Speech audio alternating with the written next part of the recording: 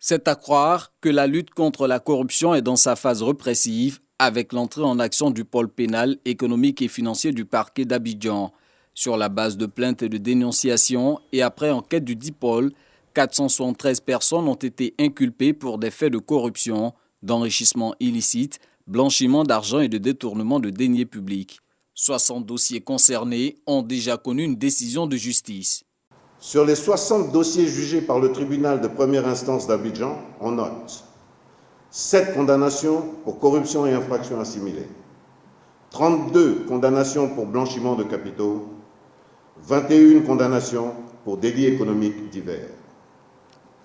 Le tribunal a ordonné la confiscation au profit de l'État de Côte d'Ivoire des biens meubles et immeubles ayant servi à commettre ces infractions ou étant les produits tirés de ces infractions.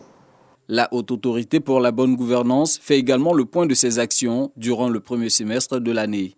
Au cours de la période allant du 1er janvier au 30 juin 2021, la Haute Autorité pour la bonne gouvernance a enregistré 35 dossiers de plaintes et dénonciations.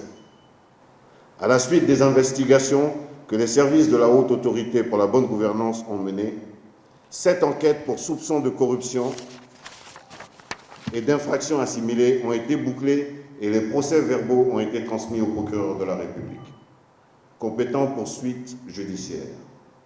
Un dossier a déjà fait l'objet de jugement avec une condamnation, les 6 autres étant encore au stade d'instruction.